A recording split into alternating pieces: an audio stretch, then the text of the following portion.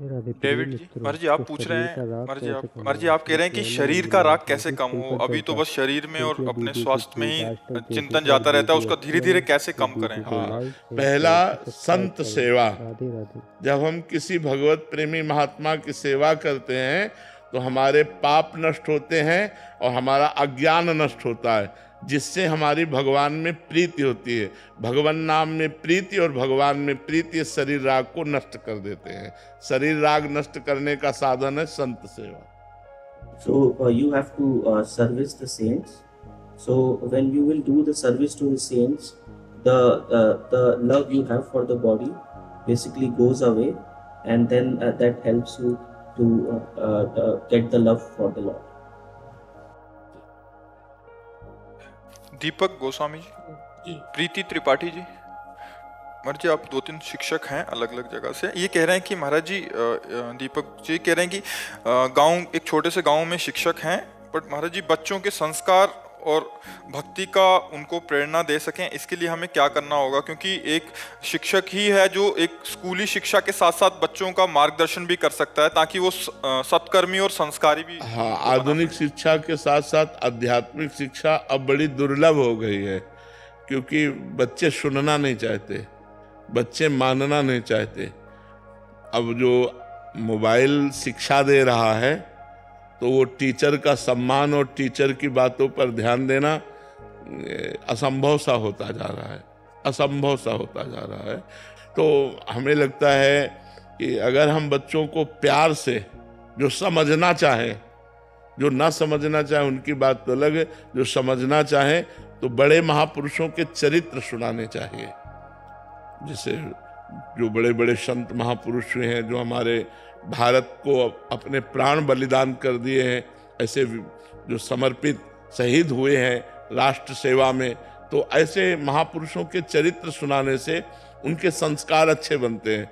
और ब्रह्मचर्य, व्यायाम, भोजन और नमस्कार, ये जरूर होना चाहिए।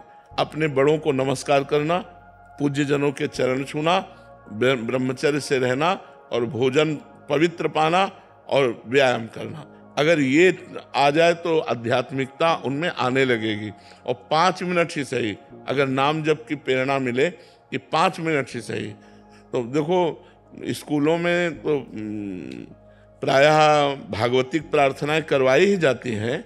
हाँ, आज भी करवाई जाती हैं। हम लोग पहले हे प्रभु आनंद दाता ज्ञान हमको दीजिए, शीघ्र सारे दुर्गुणों को दूर हमसे कीजिए, लीजिए हमको शरण में हम सदाचारी बने, ब्रह्मचारी धर्म रक्षक वीर व्रत।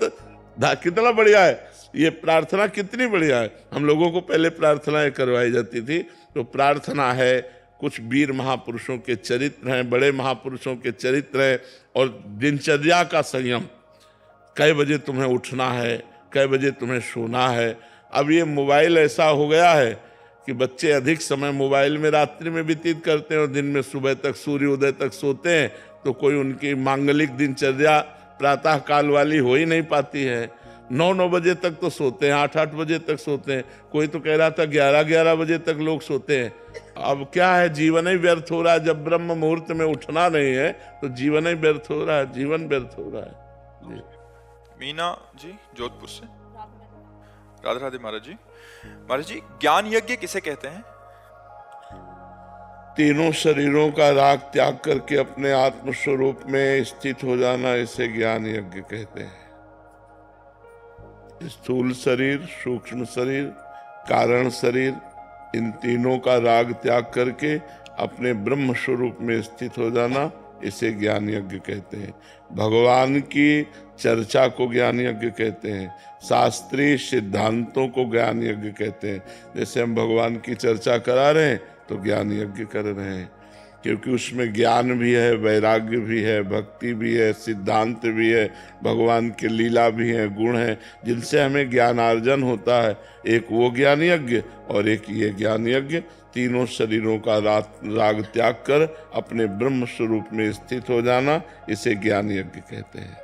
महाराज जी क्या सतोगुण भी माया के अधीन, माया है? हाँ, तीनों गुण माया के हैं, पर सतोगुण लाभदायक है।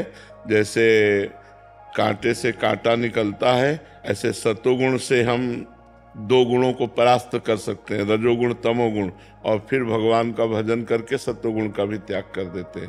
जैसे कांटा निकाला और कांटे को भी फेंक दिया। तो ऐसे ही सतोगुण को हम बढ़ाएं, सात्विक भोजन करें, सतोगुण वस्त्र पहने, सतोगुणी लोगों का संग करें, सतोगुणी जल पिएं, सतोगुणी भाव रखें, तो हम रजोगुण तमोगुण का नाश करके भगवान की भक्ति के प्रभाव से गुणातीत हो सकते हैं। पर सतोगुण का भी त्याग करना पड़ता है, क्योंकि ये मायाकृत है। आशीष मौर्य जी। महाराज श्री, प्रेम का वास्तविक स्वरूप क्या है? अपना विस्मरण हो जाना, प्रेमास्पद जो हमारा है उसके सिवा मैं की याद ना आना। ब्रह्म नहीं, माया नहीं, नहीं जीव नहीं काल, अपनी हु सुधि ना रही, एक रहो नंदलाल।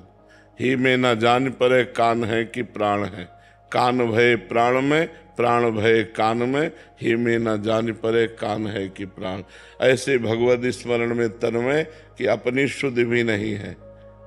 पिय मूर्ति नैनन बसे, तेहि रस रहाय समाय, ये लक्षण सुन प्रेम के और न कछु सुहाय, और न कछु सुहाय।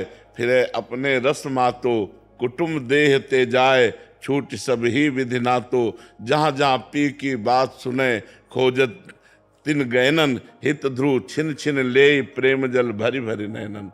राधा राधा राधा, और कुछ स्मरण नहीं, यही प्रेम का स्वरूप। देखो, आपकी कृपा बल से लगता है कि अपना काम हो गया, उसमें कोई अहंकार तो नहीं लगता है कि अहंकार? नहीं नहीं, कृपा बल से जब समझ में आ रहा है तो काम होना तब समझ लो जब कोई कामे नजर ना आवे, काम क्रोध लोभ मोह मद मत्सर छह विकारों का प्रभाव ना हो। राधे राधे प्रिय मित्रों, तो आज की वीडियो से आपको क्या क्या सीखने को मिला कमेंट में जरूर बताएं।